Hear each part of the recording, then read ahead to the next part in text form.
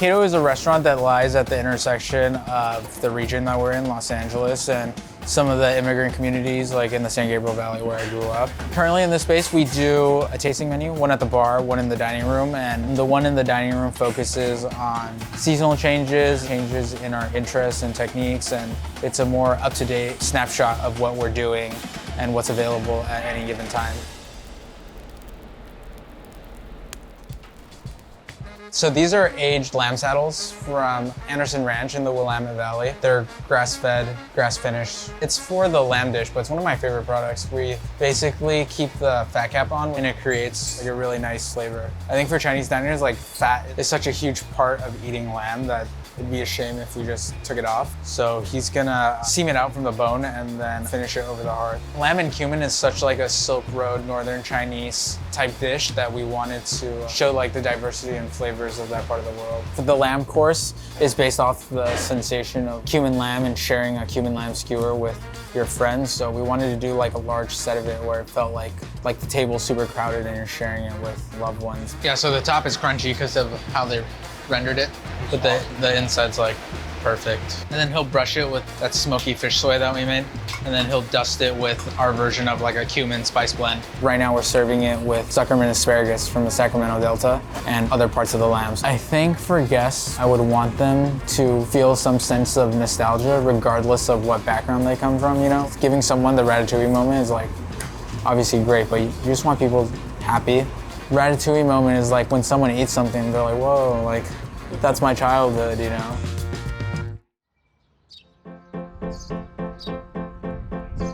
So this is Giovanni. He's our AM sous chef. He gets a lot of like our longer projects started during the day. So he's shaving basically petrified skipjack tuna, and it's the base of our dashi. In Taiwanese food, there's always like small bits of dashi everywhere, and it usually comes in the form of like instant dashi, like powdered or liquid. We really just wanted to show off his arms. That's why we're making him do things. So this is a kazuriki. It's a Japanese katsuo shaver. I regularly have to remove the blade and sharpen it like I would on a whetstone, any other knife. I remember when I first started, and I'd always be like, oh man, I want to shave the katsuo, I want to shave the katsuo. And then I started shaving the katsuo. And it is the only thing keeping me in shape right now. So we bring our kombu water up to 180. This will steep for about 1.5 minutes, and then I'll strain through a cheesecloth and coffee filter to clarify it more efficiently than having to strain it twice. In East Asian cultures, like broth is obviously king. You don't really eat like starch without broth. So we'll let this steep, and then when it's there, we feel like everything's contributed its flavor. One of the other sous chefs will come in and finish the broth. I think the last time you came, we were like, there's no recipe for everything. And then obviously we moved to the space and we brought on a lot of staff, and then we brought on like a business partner too. And he's like, yeah, this is like a no-go. So we actually need recipes for everything. I think from the last time you filmed, it's been about like 5 years. Obviously the largest change has been space for sure. We're able to stockpile like a pretty comprehensive pantry. And yeah, we're just able to hold on to talented staff and like grow them and see how they flourish in the space. My role now is more spearheading the vision, showing them our techniques and our unique pantry. So this is our walk-in. This was like the size of the old kitchen. It's just really nice. I can't even describe how nice it is. We always have like rotating quail, so we'll age them first, and then we'll cure it overnight, and then we'll let it air dry for a few extra days. All the steps are super important to getting like the final product. This is Jacob. He's in charge of the hearth section. Jacob's quite shy, so please be nice to him. Those are Wolf Ranch quails. It's incredible, they come huge. So these have been aged for the better half of a week already. He's gonna take out the wishbone, and then he's gonna bathe them in a Maltose bath. And I think this is one of those things where regardless of what we do to it, it's like so delicious. It ends up being everyone's favorite dish. So this is a technique that Chinese cuisine they'll do with like birds like squab or duck, but it basically, they'll lacquer it with this sugar mixture and it'll cake on, and then after he air dries it, which we do with the smoking process, during service when he blanches it with oil, it gets a shell kind of. So you see like the skin like tighten up. A big motif for us in this restaurant is that every small detail compounds in the end to like either something really good or really bad. So to care about everything as we're doing it is super important for us. We're sourcing quails from Wolf Ranch, from Brown Wolf. They're like one of the top Californian ingredients that you could work with. One of the goals for the restaurant is to showcase that we have a lot of products in California that are of that degree. So we're using almond wood. I think it's a really gentle smoke flavor without being overly aggressive like an apple or a hickory. Our goal isn't to like give the sensation of like barbecue or like smoked meat or anything. It's just to remind you that you're in a restaurant centered around wood fire. As he's doing this, he'll typically leave a log in to start getting it ready to burn, and then he'll move it, put the flame out. It'll smoke up, and then we'll just slowly smoke the quail. Yeah, you guys obviously do a lot of barbecue shows, so you see how people smoke stuff, but we're not trying to cook it at all. We're just trying to dry it out a little bit. So between like the very little heat and like the direct smoke, we're just getting something really quick on them. I think I've been trying to grow as a leader for sure, you know, how to work with people from different walks of life, from different age groups. And I think letting people make their mistakes and giving them the freedom to do so and not punishing people or holding something over their heads is like super important. I think our primary concern is like not to be avant-garde, but it's just to source well and to make something really satiating to eat. So this is how the crab dish starts. Basically, we break it down to shells, fat, flesh, and then from there on it splits, and then at the end of the night, it comes back together. Alan's our longest tenured employee right now. I think Alan's the only person that came over from the Old Space. One of his great life regrets. Well, I pretty much started cooking like 5 years ago, and 4 of those years with Jon. I do miss the Old Space a little bit, but you get like a little bit more hands-on, and then you can like touch everything. But since we're doing so much volume here, it's just a little different. Just taking all the meat from the head, just like separating the shells, trying not to get any shells in the meat. We're doing it every day, and Alan probably hates it, because we actually like blacklight the crab too. Yeah. Which it becomes like a pretty tedious thing. Right now I'm just using a black light to check for any shells. The shells give off like a fluorescent glow, so it makes it really easy to check. Make sure none of the crab meat has any shells in it. I think a lot of restaurants use that method to pick through crab, but as thorough as we can be, and whatever thing we can do to ensure a better product or keep like a steady standard is always our goal first and foremost. Sometimes when you're picking through it, it's really hard to see if shells get in there. So this gives it like a little like indicator that there's a piece of shell. So you can like kind of see how this one glows a little bit, just slightly more. So these are crab shells. After we steam the crab and pick out all the flesh, these are the shells we'll just toast off the hearth. These cast iron pans, it's a good conductor of heat. Toast these off, then we'll steep them in both the glaze and aged kelp vinegar. When you toast the crab shells, there's like a sharp turn of flavor. It goes from mellow to like, you taste darker notes. We always toast the crab shells in the fire to add that flavor to whatever liquid we're steeping it in. Nice and toasty. So for the glaze, it's about a 4-to-1 ratio of the chicken reduction to crab shells. And this too will just bring up to a very light simmer. This is based off the sensation of eating like shark fin soup without obviously having the shark fin. I trace a lot of our flavors back to things that my mom made. So when people eat at the restaurant, it's different because I tell people this is just my mom's food done with our techniques and sourcing. So this will go for maybe an hour, hour and a half. So we'll just keep tasting it.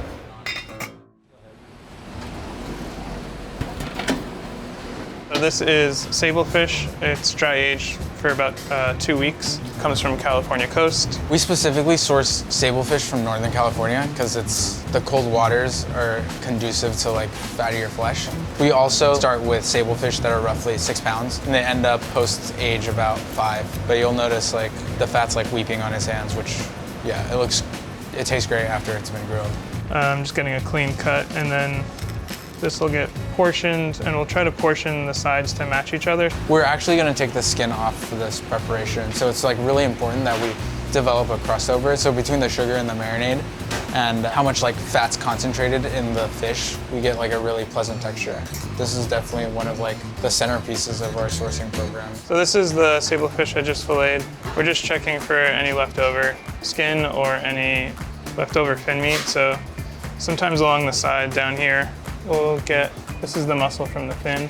We want to make sure that's removed. And then we'll portion this to 50-gram portions. I'll just pass these off to Danny for when he's ready. And these will go into marinade for tonight. So suāncài translates to sour vegetable fish.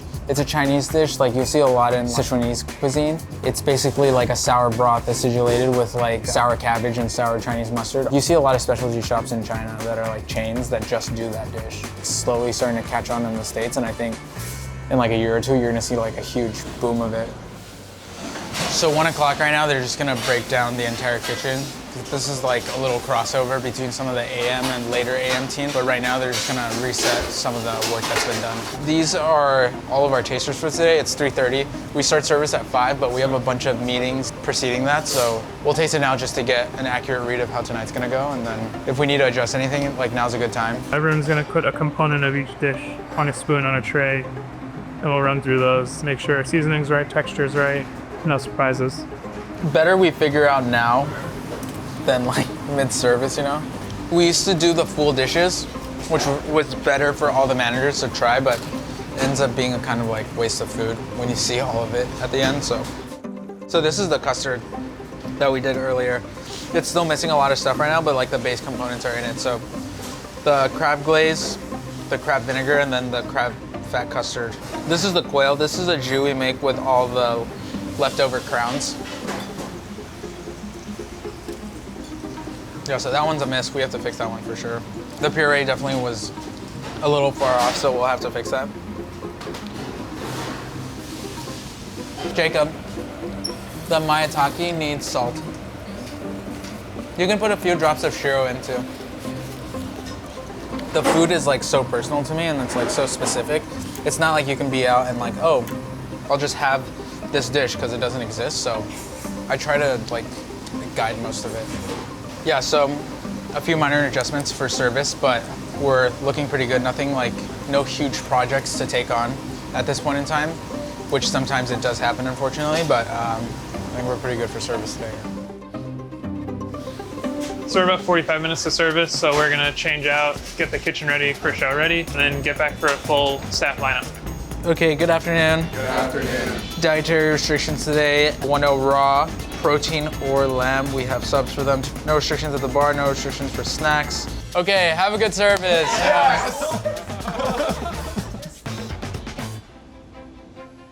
First course is 3 different things. This is like our version of like snacks or canapes that restaurants usually do. You know, like everyone's doing tarts. We wanted to do something that was formatted a tad bit differently and something that could be eaten with chopsticks, so it felt more like us. This is, they've been calling it ocean whitefish, but like when you're cutting into it, it like very deeply resembles tilefish. Typically our flavors are definitely more aggressive, but they're like very like bright flavors to, we don't do like citrus in the menu too much, so this is a real good time to offer like sharp acidity like early on in the menu. This is fresh radish compressed in like a fermented radish liquid, but it ends up looking like flower petals.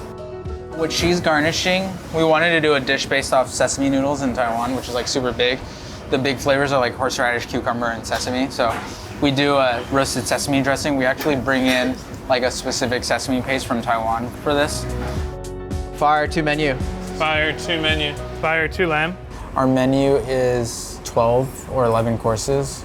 It goes a little longer with supplements, but roughly 11 to 12 at any given night. We try to go from raw preparations into something that maybe cleanses the palate into 4 pretty intense dishes. These are the quails after they've been lacquered. They're like left to dry out. And like, look, it's like papery. So Jacob's gonna baste it in hot oil. So it's caramelizing. It's essentially frying too. And then after this, he's gonna roast it in the oven, and then it'll get darker.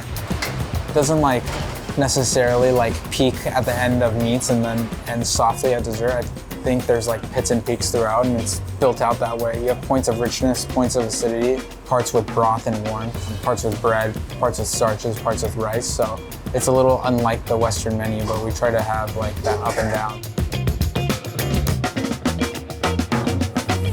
We're grilling the sable fish for the sour fish set in that Taiwanese grilling mixture. So it has a lot of ginger, garlic, soy paste, essentially fries all the sugar it's marinated in. Like all the charred bits on that is like super fucking good. So after he pulls it from the grill, he brushes it in a little neutral oil. The hearth is super useful in that way. If we need to finish anything and get some like last minute like smoke and flavor on it, it's like a great time to do it. This is the sour fish. On the bottom is a relish of fermented mustard greens, grilled artichokes, and grilled sugar snap peas. It's garnished with quinoa. So this is the sablefish, dry aged, marinated, and grilled. And this will get a tableside pour of the sour fish broth. Fire for custard. I think for guests, when they come and finish their meal, obviously you just want people happy after they leave, you know? I've had meals recently where it was of a completely different genre and cuisine, and I felt really good about it because they were so strong in their identity that I would want people to feel that leaving too, you know? Like, to be proud of their heritage, to not feel like ostracized by like how they look or how they grew up, you know?